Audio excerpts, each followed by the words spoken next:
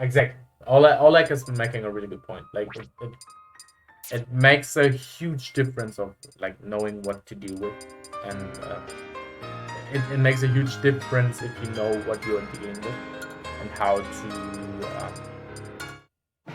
take advantage of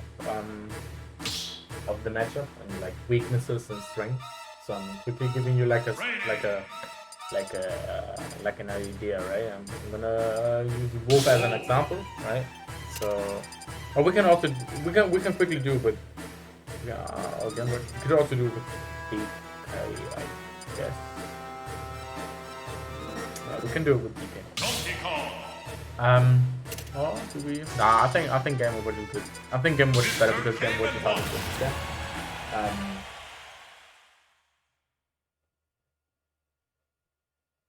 Yeah, this is the thing, and yeah, I know. Yeah, I for sure know what each character is capable of mostly. But dealing with them and timing my own options are what I struggle to do. Um, I have to disagree because I think a lot of I have to. Oh, up as down. Good games, brother. Great Min. It's such a hard matchup, man. Such a hard matchup. Would have loved to play more, but just want to quickly answer the question in the chat, um, so I can help Shay out. So the thing is, I would say Kinaj is the best ninja. Anyways, so because what I was saying, Shay, is I think a lot of people think they know what they're dealing with, but they are not. Absolutely not. So how do you break down a matchup, right? So you have 3 states in the game. It's like neutral, disadvantage, and your advantage, right? So pretty simple, but you can break down these 3 states into multiple scenarios as well. So it's for example, let's talk about Game Watch disadvantage, right? So what is disadvantage? Could be anything. Could be shield pressure. Could be shield pressure when you don't have any out of shield options. Good out of shield options. Could be ledge trapping. Could be edge guarding. Could be juggling. Could be corner pressure. Could be literally a lot of things. How do you determine a state? Easy. You just look at the scenario. Game Watch has limited options right now, which means he is in disadvantage. You have access to all of your options, means you have advantage. Neutral is when both characters have accessibility of all the options. Pretty simple. Should know everyone. Makes a lot of sense, right? Pretty simple. So, alright, let's talk about quickly getting a controller. Let's quickly talk about. Oops. Let's quickly talk about Game Watch's disadvantage. Alright? Just to show you how to break it down. So, Wolf is amazing at ledge trapping, right? How do we do it again?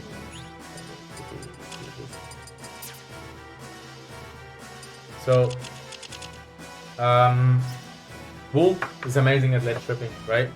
And the normal concept of ledge trapping, like the most used one, which a lot of people use, and I think is like one of the most optimal, obviously, depending on the character, of course, but it's like one of the most optimals is like, just because you have access to so many options, as Wolf, like standing here, shield. If they roll, you up smash. If they normal get up, grab. They get up attack, depending on the percentage, up smash, or even down smash, because against some characters. Every character that has a minus 25 ledge attack, you can just down smash. I have a list of it, I can send it to you. So, for example, if Youngling ledge attacks your shield, you just drop it down smash, he's dead at 60 or 70, right? If they jump, you can also react. So this is great, right? So you can ledge drop. If DK gets up, it's just like, yeah. He normal get up, just grab, or you nair, because you cover rolling as well. If you mistime it. Adder. This Adder This air drip. This is fucked. This air drip. Wait. This air drip. Fucking fucked. Anyway. But you see what I mean, right? This is fucked. Anyways. So you see what I mean, right? This is like... So Game Watch is in disadvantage, right? He's like hanging at the ledge, right? You do like your normal bullshit ledge tripping, right? But try to react to this. It's like the get up animation. It's so weird. So he opens the mouth. Next frame he's up. It's very hard to react to, especially with this frame 3 option of up B. So it's tricky. So you try to grab him, he just up B's you because it's hard to time, right? So he's like, you're standing there and you try to grab, but he's doing like this, right? You get hit, you lose the interaction. You give Game Watch a chance to reset, especially if you're like at 80 or something. He just does that, boom, separates you, he's back to neutral, right? So if you're aware of that, it's even if you're aware of that, it's fucking hard to ledge trap. At least with the normal ledge trap flowchart of like standing here and trying to grab him or whatever, right? So Game Watch, yeah, it's a trick method. So at the same time, right? If you would stand here and try to aim to grab his normal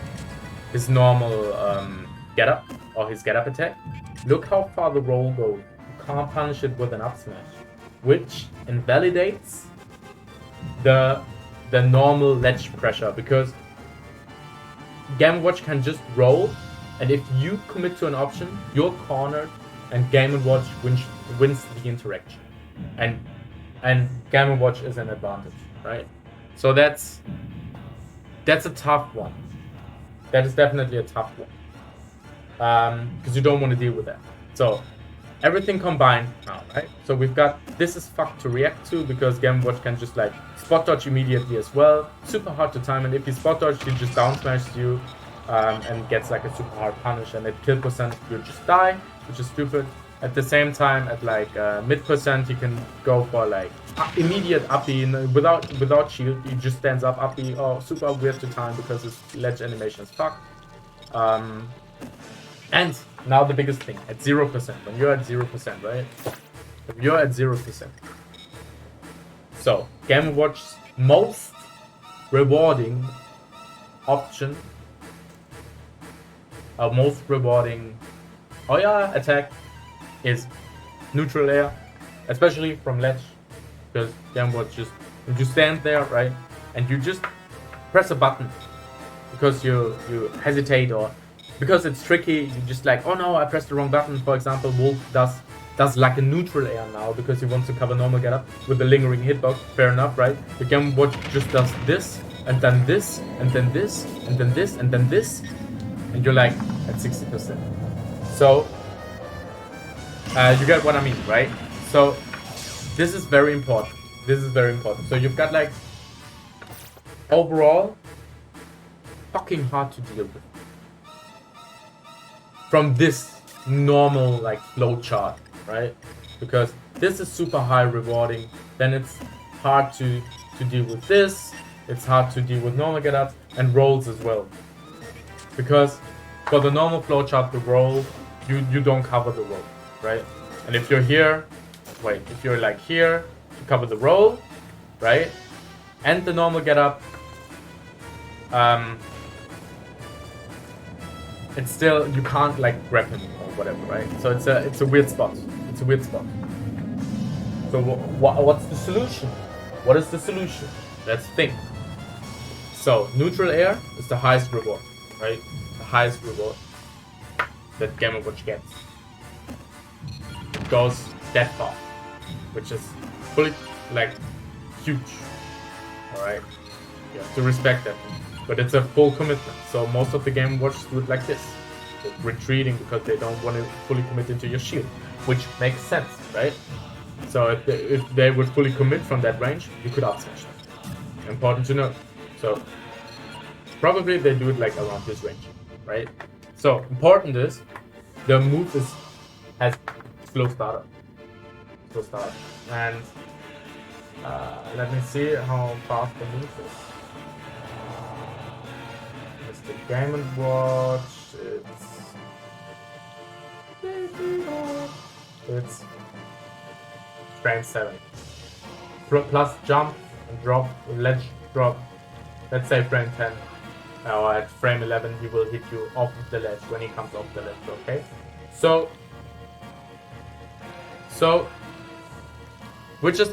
you have to respect that. But Wolf got a disjoint, which is super important because Game Watch has troubles to deal with disjoints. Always had. So this is great. So what do you do? So you don't want to commit into this option because he just up Bs or spot dodges. So it's really hard. So let's just say this is Game & Watch's first zone where he's great at, because he got the frame 3 up B. He got a really weird get up. He got like amazing options out of the get up. His get up attack is fairly safe as well. And it's just tough to deal with. So what do? You got a fair disjoint, which is great. So what we're gonna do, let's just pretend Game & Watch hangs at the ledge, because I don't want Game & Watch to fall off right now. Okay, so what do? Position yourself here. Like in roll distance. Like exactly where the roll distance is. Perfect. Because what you can do is now you can basically loop Game & Watch. So if you do it correctly, if he rolls, what you do, if you do this. Regular. Easy. Right? And then you just forward throw him and to continue the pump. Right? So what you can do as well, you can threaten him. Let's just pretend. Yeah, this is the tough spot. This is really hard. So he gets a lot of reward out of it. But the last hit, probably Game & Watch doesn't get as much reward out of it, which is good. So it's only really tough when he gets all of the hits. Anyways, so let's just get him out of the corner. What you can do is threaten him from this position here with F tilts, because even if it doesn't look like, it still threaten his zone. If he decides to jump, he will get hit, right? At the same time, when you see him normal get up, you just do this. It's not punishing, so you can threaten his zone even more. If you can also shield as well. Perfect spacing, and you're just out of his burst range. Even if he dash attacks, you can probably react to it, right? That's how I won game 2 in the set against Extra as well. So if he up Bs from this position, you can catch it without him being able to air dodge. And even if he air dodges, he's in disadvantage.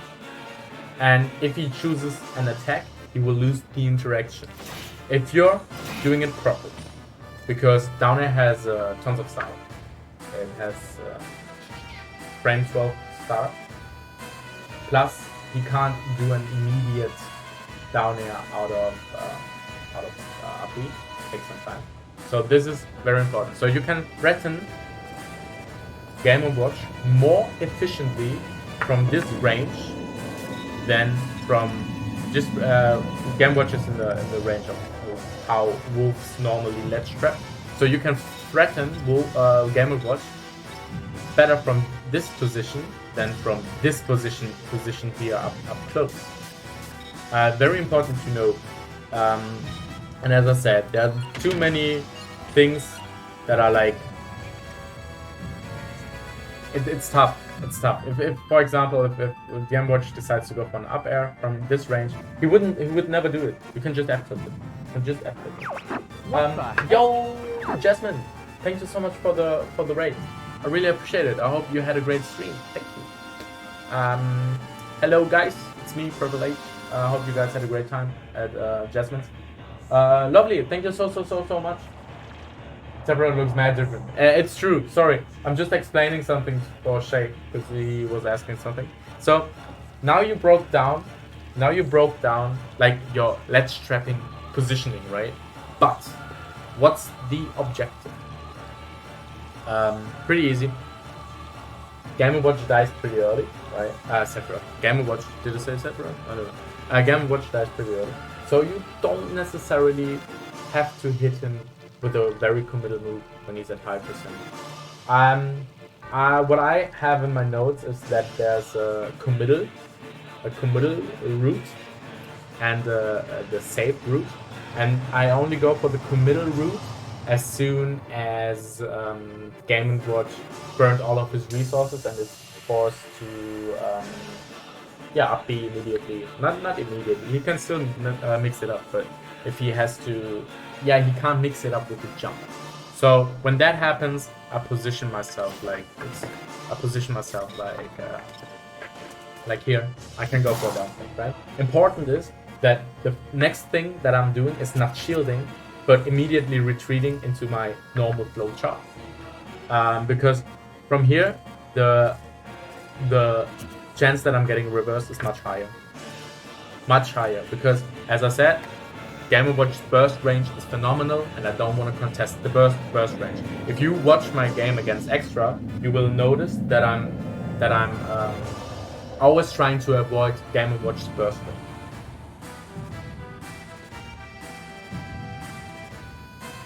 Exactly, like it's like re-rolling the situation, because F-tilt will kill, and it's fairly safe. So it's like and if they decide to roll, you can either go for up smash, or you reset the situation with a pivot grab, and you just draw them to the ledge again. There's no need to hard commit into an option, because if you hard commit into an option, you play in Game & Watch's burst range, and he just shields, up tilts, up Bs out of shield. It's just very committal. So what I'm doing, as I said, as soon as Game & Watch doesn't have any resources left, I can go for like a closer F tilt because it's easier to 2-frame with it, or a down smash. Just for 2-framing, but immediately retreating so I can follow the safe route, the safe flow chart, right? So at 100%, why would I bother going for a hard route, right? Why would I bother going for a hard route when F tilt kills enemies, right? So whatever, I don't need a smash attack there. And if he rolls, I can up smash. If he dash attacks, I can up smash. And you have to find like your way. It's like also mixing up the shield, obviously, because you still have to respect get up attacks, not get up attacks. That like ledge get up dash attack, for example. But if he decides to go for an attack, you usually catch them with that tilt. If they shield, they can't punish you. And if you space it correctly,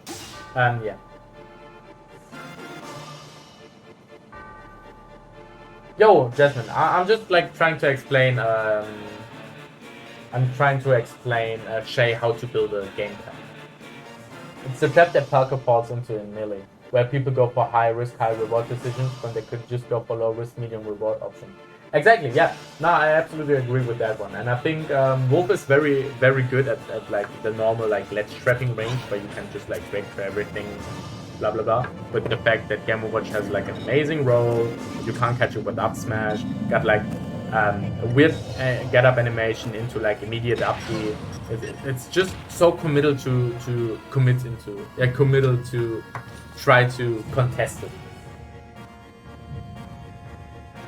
This is just like super. Oh, thank you so much, Desmond. Really appreciate it. So it's just like super committal to ledge trap like this. That's why I've decided for myself it's the better route. The better route to do it from a little bit further away, so I can just like up smash the roll-ins or re-grab the roll-ins and focus on ledge trapping with my disjoints. And even if he up these, I can still like up air him, forward air him, whatever. The main goal is prevent Game & Watch from getting back to center stage. That's the main goal in this scenario. You don't think about killing. Killing will happen naturally, especially because Game & Watch is light, so you just focus on not letting Game & Watch getting back to neutral. Very important. And also you have to respect Nair, because Nair is fucking amazing. What the heck? Oh, thank you so much, Jet Williams. Thank you so much for the raid. Thanks for the Bitcoin. Yo. Yo, guys, thank you so much.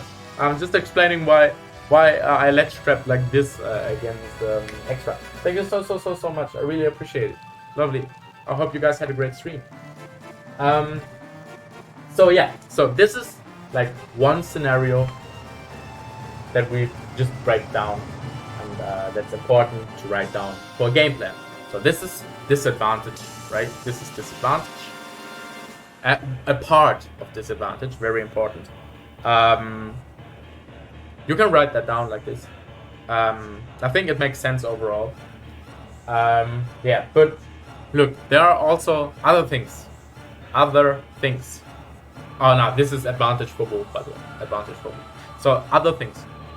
So what we've learned right now is the Game & Watch has a really good burst range.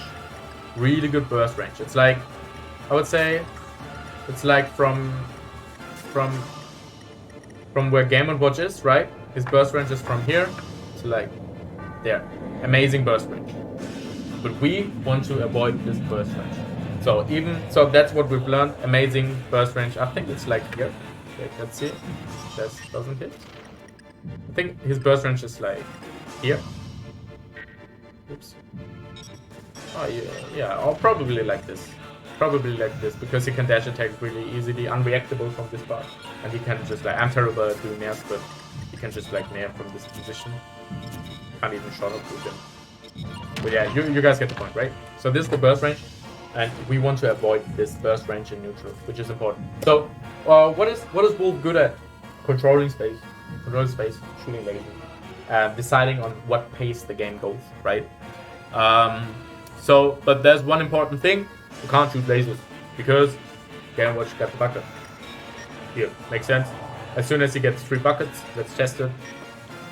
Q, and you're near the ledge. He's like, a grab. I suck at it. Let's try it again. You can do it better.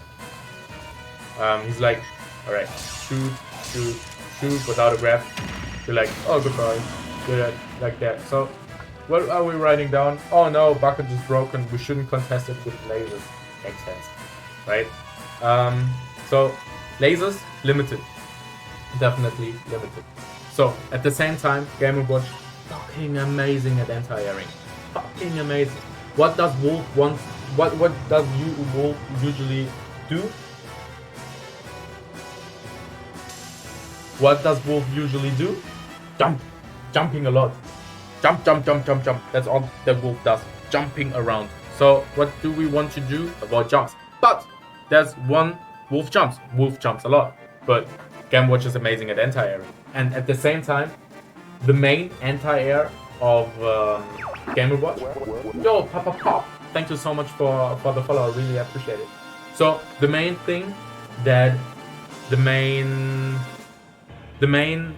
anti-air is at the same time Game & Watch combo starter. And if you fall and you get anti-air at 0%, you're like at 60%. But we're gonna go to the disadvantage later, because you can avoid getting to 60 as well. But usually 60%. Let's just say 60% if you don't know how disadvantage works. Maybe 70, maybe 80. Game & Watch advantage is amazing. So how do we deal with Game & Watch in the neutral then? Because Wolf jumps a lot. Wolf wants to hit fair. Wolf wants to hit nair. Wolf wants to shoot laser. And now you're like, what does Wolf have left? And then we remember what I said earlier. Forward tilt is fucking amazing at controlling the space around Game & Watch. Controlling his burst zone without committing. You can't get up if you space correctly, right? So you don't want to space your F tilt obviously like this, but you space your F tilt like this, and it can't be punched, or like this. And so if they, you don't really want to hit them, you just want to control the space around it, right? And if they jump, because Game & Watch loves to jump as well, because that's how he gets his openings, you just do it like this, right? So wait, I'm quickly opening a document. Because Game & Watch got like objectives. So we have to keep the objectives in mind as well. What is Game & Watch's objective? What does Game & Watch want? So, Game & Watch at low percent wants to hit an air because it's his most rewarding tool, right? Game & Watch wants to get a grab, which leads into a lot of percent as well. He wants to get a grab or an up B auto shield. If we stay out of the burst range, no up B is happening. No nair is happening, especially when you're grounded. And also, wait, what did I say? Up B and nair. So you only have to worry about the grab. But the dash grab, that's the wrong character. But the dash grab is not that good. If we stay out of the burst range, if we play it from this position, from this range here, we don't get grabbed. It's important. So, what are we doing? We're not dashing around. We are not pressing any buttons. We're not pressing any buttons. What we do is we walk, we shield, we walk, we shield, we walk, he's committing, he's jumping, F-tilt anti-air, F-tilt anti-air, F-tilt anti-air, opening him up, which makes him respect your space, which leads into burst shield option, dash shield, which is the first part of conditioning of like opening the Game & Watch up, because as soon as you realize you conditioned him and he's respecting your space, you can finally open him up, because it's not you don't necessarily have to hit him with the F-tilt. That's not the goal. If you hit him, nice chip damage, but what your goal is to open him up, to respect your space, to get a grab, because grab leads to huge things, 40% of it. So, which is important, which means 40%. So for each opening, you do like 30 to 40%, which means that you are able to kill him in the third or fourth interaction you win. You can kill him with any, literally any. So this is how you play the matchup. Also, of course, you jump as well, but you never jump into Game & Watch. Never. Let's pick another stage to show you.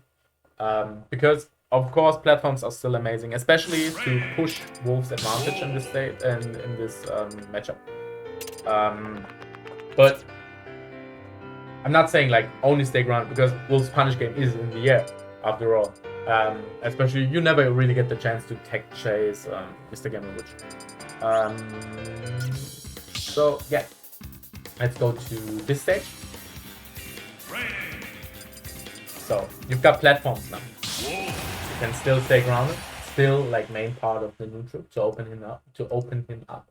But at the same time, you've got platforms now. Now it's a little bit different. So you've got a platform, you've got the Game Watch. Game Watch probably gonna be at the ground. Like Game Watch love to jump like in short hop distance, just because they anti-air the best from this position. You don't really get the chance to tech chase him because he's too floaty. Exactly, he's too floaty, and most Game Watchers, they just hold up.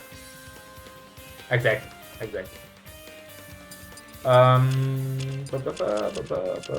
Jump. There we go. So Game Watch anti-airing is amazing. So if you like don't respect stuff like this, you get hit. You just get hit because he's like, oh, I'm just anti-airing you with my aerial. So you can't contest him from above, which is fine. But Wolf's aerial drift is broken. So you just bait stuff up. You like, and you're just, this is a motion. Like this is a motion where you can bait out. Oh no, this stuff is happening. Doesn't matter. This is a motion where you can like bait out an air, right? Nair is quite laggy, so you can even like do like this, and you get an opening with maybe with a forward air. And forward air leads to a lot of percent. Because you can juggle Game & Watch quite well. You only have to be careful with the down air. But at a specific range, he doesn't get the down air. Only from far up. So this is also very important. So another thing in this matchup is, obviously you're gonna jump. That's one point. But you never jump in his burst range. And you never jump into his shield. Because shield, uppy, frame 3, beats every aerial. Every aerial on his shield will lose. Always, no matter what. So you never place your aerials.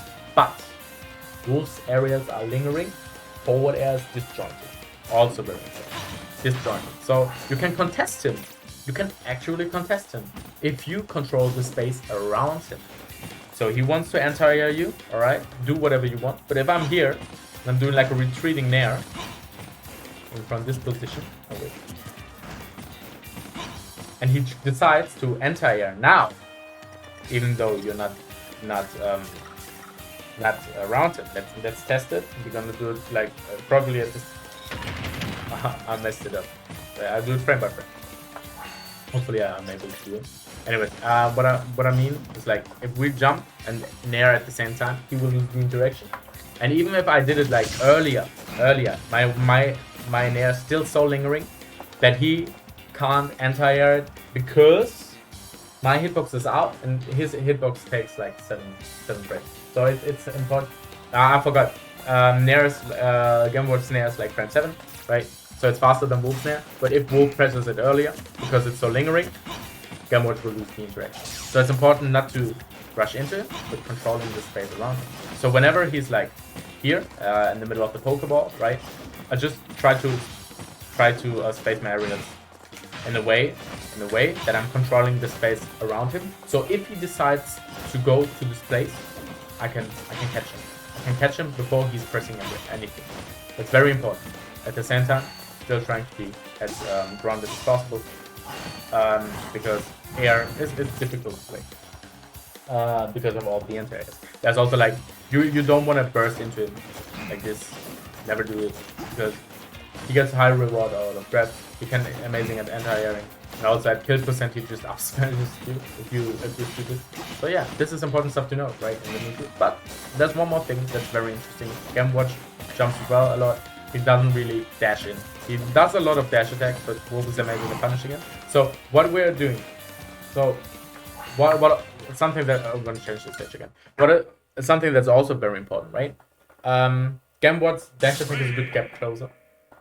It's a good gap closer and puts you into a position where a Game Watch can like easily trap you.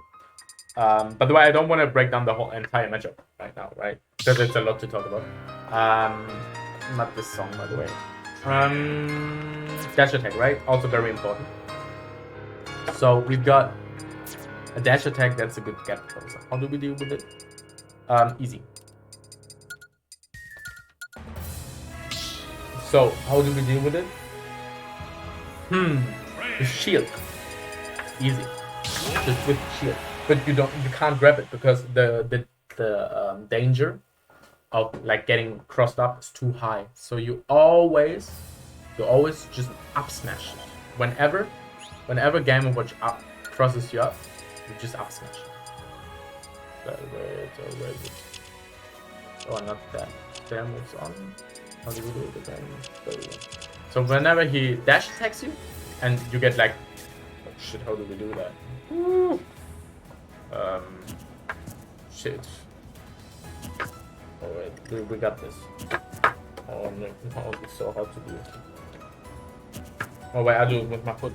I think that's good. Never he, yeah. There we go. Oh no, I got crossed out. I can't grab. Or even if he's doing it like that, you can grab. But is it worth risking it if you can just up smash him whenever? Because it's like, yeah, it would help. But I think it makes sense like this. So I think it's always good to up smash it, just to be safe. You don't risk it. Just up smash it. And this is also a way to get your kills, because Game & Watch struggles to get in. He absolutely he doesn't have a a good approach option. Because if he does like something like full hop nair or short hop nair, you can just punish it. It's super easy to punish. Different with like fastball nairs because they are like -4. So they're like this, you can spot dodge. Annoying. You can't grab that. But like the high reward thing, like nair, punishable, forward air, you loses to like the neutral air if you control the space there, right? Or you just, and it's also like very laggy. Not so very laggy. So yeah. What was I about to say?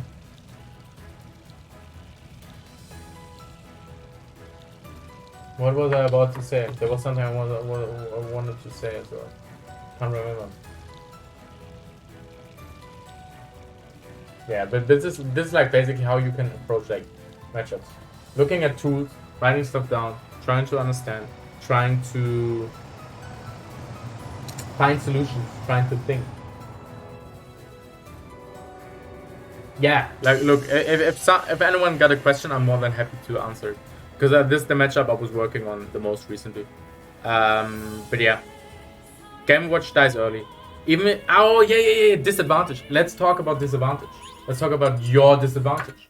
Very important. Alright, this is also very important, and you will see, you clearly see if you watch my game against my set against Extra, you clearly see that I die fucking late.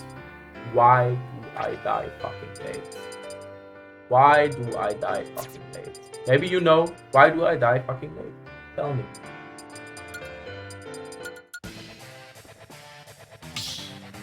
Shay, tell me, why do I die fucking late? How does Game Watch kill me?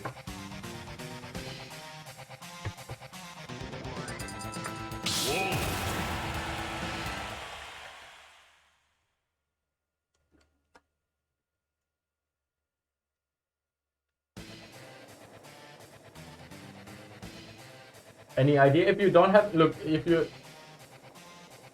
Yes, I did. Also important. I'm gonna talk about disadvantage now as well. I think I've gave like some input into like Wolf's advantage. Enough input for Wolf's advantage and neutral. He doesn't have a kill throw. That's true. He does not have a kill throw. That's a really good point. Another good point. Do you guys have more good points?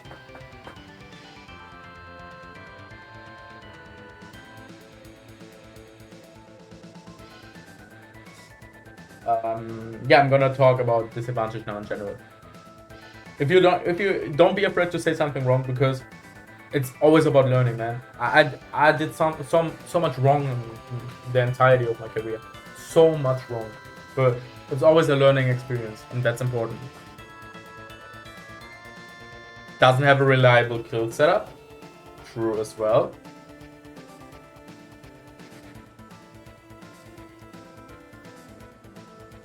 Let's ask differently. How does Game Watch gets his kills?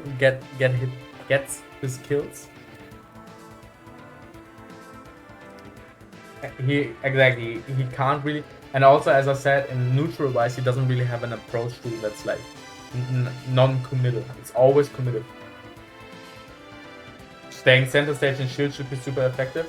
It is super effective, but nuts. But at the same time, I'll show you guys. Exactly. This is the thing. Ledge trapping is good for Game Watch. Thank you. This is a good one. Ledge trapping, Game Watch ledge trapping is amazing. It is amazing. It just kills you. This is how he gets killed. He also gets killed when you attack his shield, or if you don't respect his mix-up on your shield. If you weren't exactly. Oh, thank you so much, Shock B. Thank you. Radio protector with like the best input, and everything was correct. Everything was right. The radio protector is saying like the one thing that is very important. He will never get the kill by just juggling you, which means that the platform here is such a safe zone. It is. He won't kill you if you're on the platform. So if you're in disadvantage, the platform is such a safe zone. So you can easily decide if you don't burn your double jump, right? You can easily decide not to go to the ledge and to not get ledge trapped, right? But we're talking about the Game & Watch matchup. I was showing Shay how to approach like a game plan. So even if you're at like, this is CPU. Even if you're like at, this is like one safe zone. It's important to have like safe zones, right? Even if you're at like fucking 150%, you don't die. You just don't die, man. You don't die. And even if if he's like here and you try to jump above him on the other side and he tries to do this, you don't die from it. He has no reward in catching you in the air, except for one move. And this is rising back air, which is committed. Which means if you are here and you're just shielding, waiting out what he's doing, you can just reset from here. Amazing. Just amazing. At the same time, as people said earlier, staying in shield here, also fucking amazing, because what is this? You're in the air where he can't kill you. So important to me. So important to me. So like, whatever. I'm getting hit. With the eye, I would have survived it. At 160%. And this move wasn't stale, right? Living from the top platform. What the hell? So you just simply, and you have the decision. You have the decision not to go to the ledge in this matchup. You don't punish it. You just don't punish it. It's like rising nair is punishable on your shield, and fast fall nair is -4. So you can punish the rising nair on your shield, depending on how he spaces it, obviously, right? But fast fall nair is like -4. You can't grab it. So if we combine everything, it is like very tough for Game & Watch to kill. And if you think like rational, it's like easy to live. He also has to burn his double jump. Well, like this, yeah. He has to burn his double jump to get a back air like this. Otherwise he gets a back air like this. Oh wait. Like this. I'm terrible at doing it. Like this. Which is not the safest option. But even you don't really have to commit into this option anyway, because you just back airs and you just jump out of it. What am I do in that position to try and put on damage if I'm relying to staying above or on a platform to stay alive? Just wait for an overcommitment? Exactly, you wait for an overcommitment, but your main goal is to reset back to neutral, because you can... Grounded is still amazing against Game & Watch. Still amazing. He can obviously dash attack you. Wait, can dash it? How do I do it? He can dash attack you, right? But from center stage, whatever. And from this position, you can do this shield. If you're at like 120%, he dashes. Wait, let's configure it. If you're at like 120%, he dash attacks you, like whatever. Like what? It's like whatever. From this position, he doesn't kill you, man. He doesn't kill you. Like dash attack, okay, whatever. It's a tough. Like you just. It's like very important to know what kills. And Game & Watch just has huge struggles to get raw kills.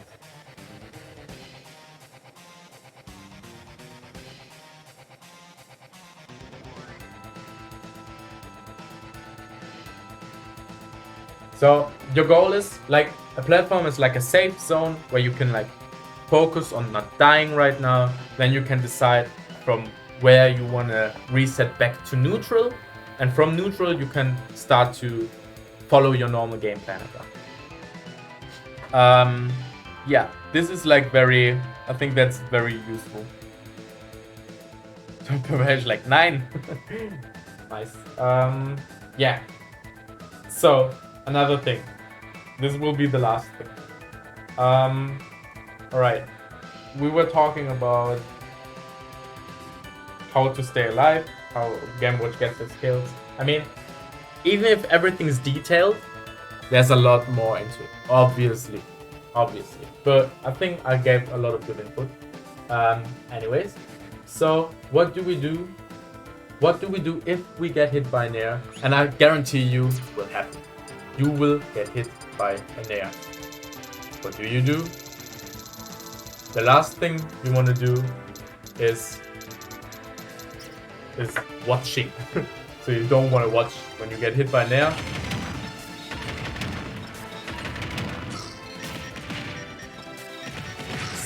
Like 70%. Like, and I'm terrible at it, but it's gonna be like 60%. If you just watch, it's gonna be 60%. But if you SDI up like a madman, you will live. You still stay alive. You don't eat that much. Like, I think I've got like rarely hit by a second up air when I was by a second neutral air when I got hit by the first up air. Sorry. Let's say it again. I got rarely hit by a second nair after I got hit by the first nair because I was SDIing up and away, or up and away in the other direction, and it mixes up Game & Watch a lot, and it makes it much harder for them to combo you. And even if you get hit by an up air, just still SDI up. You won't get out of it, but you gain height.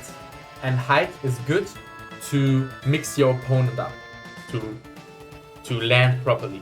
Because up air won't kill anyways, so you just SDI up to gain more height and to make sure that the second up air won't connect. And then you can see how Game & Watch is moving. And because your airspeed is really good and Game & Watch is also really good, so you can just focus on like from above, watching the Game & Watch where he is, then you can focus on landing, or if you're at kill percent, choosing the safe zone to reset from there.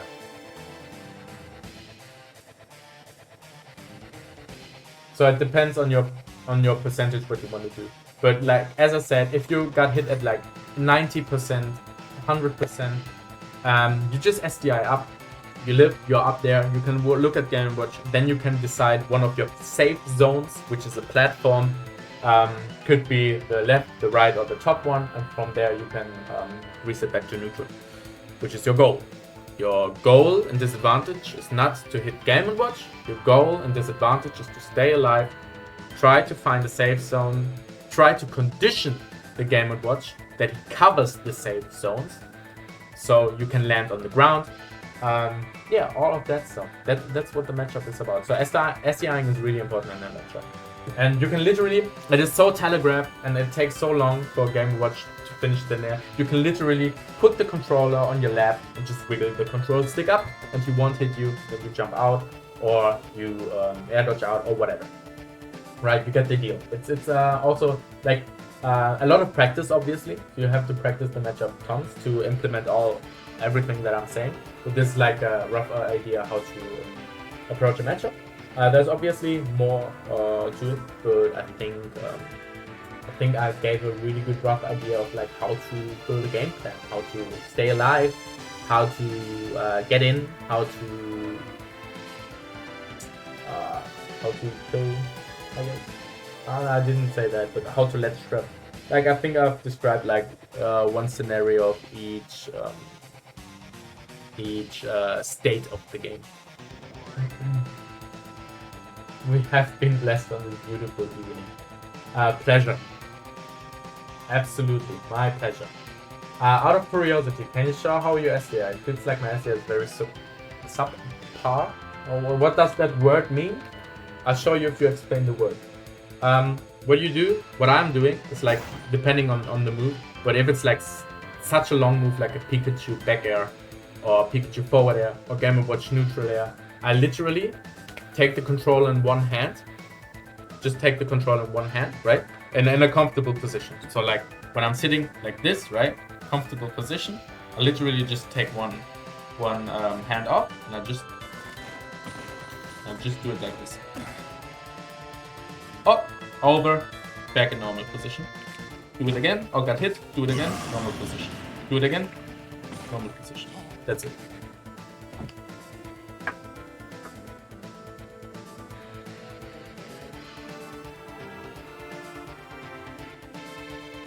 Below average. So I can't SDI like this. This is terrible SDI. You really want to get as much inputs as. Sorry. You really want to get. Ooh, no.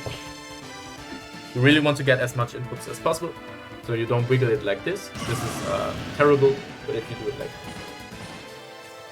literally wiggling around up, has a huge effect, and you get out of combo.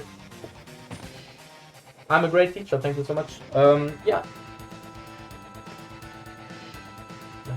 I think I was able to hold the stick with the thumb. Oh, and use the other hand to move the entire controller. Yeah, that's what people do as well. That's what people do as well. Frozen treasure. Do I know you? Do I actually know you? Frozen treasure. Damn, the name seems so familiar.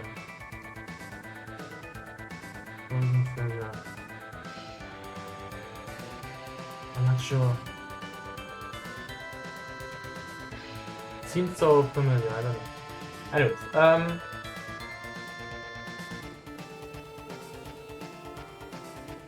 I came to the... Of course, you're FT, of course. FT, damn. Sorry. Of course I know you. How are you? FT, yeah, FT, of course, FT. Yeah. I know FT, great Lucas. But, damn, might be. Anyways, I hope I got you guys an idea. Had some health issues recently. I hope you're doing good, man. That's terrible. Yeah, I hope I gave you guys a good insight of stuff. How to break it down. I'm a little bit picky when it comes to sharing my notes, because I'm working a lot, and I'm happy to share it with people, but I just don't want to give them here my work. Take it. I don't want to do it. I want people to learn by themselves, come up with new stuff, because I'm pushing the meta for myself, for the character, and I think other people should try to push themselves as well. But what I think is that people don't know how to do that, and if people would know, they're more willing to think of the game and approach the game in a good fashion to get better. So I'm happy to teach and explain people. Nah, look, I'm always happy to talk about stuff like that. I'm more than keen. I want people to get better. I want to get better as well. And I think a result would be if people push the meta, they gonna get better. And I'm gonna get better as well, because I'm forced to find counterplay, right? So but I think that's a general problem in the Smash community, especially in mid-level, high level as well. People don't look for fucking counterplay. People don't try to find counterplay. They just try to push their advantage, like labbing combos and stuff, right? But not even ledge trapping, just like combos, and or they don't sit down. They just complain and not like trying to find counterplay. Look, I have played tons against Pikachu, and I just SDI the first backer and I don't get bear trained. And it's that easy. I just SDI the first backer and I don't get bear trained. And other people get like bear 3 times in a row. And then they're offstage and then they're dead, right? So I really think people should be less lazy. But I also get it when people have troubles to understand how to approach it.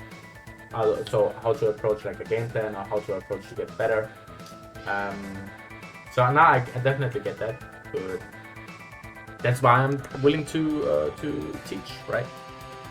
We'll try to get to the point where we can discuss rather than you teaching. No, I think I can always learn, like from anyone, because I think everyone has something to say, something to share, and it's just my decision how I process the information, right? I could either say, oh no, that's stupid, that's bullshit, or I can try to understand or more like absorb the information, process the information, and then judge the information instead of like immediately saying, oh no, that's stupid, that's not true. But I think everyone is thinking something in some ways, right?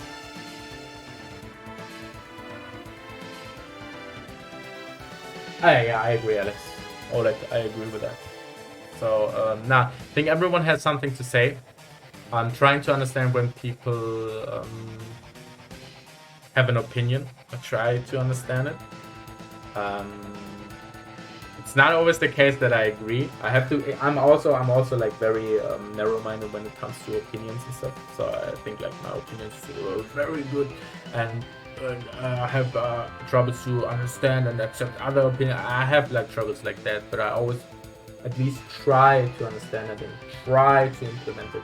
Try to be open-minded, because in the end I can learn even from people that are like, yeah, worse than me, I would say. So I think it's always a good attitude to have, to be open-minded even when it's the worst player. Yeah, but I don't know. It's like I had to learn it. You have to put your ego aside, and I'm on a good way. So I'm happy to learn from everyone.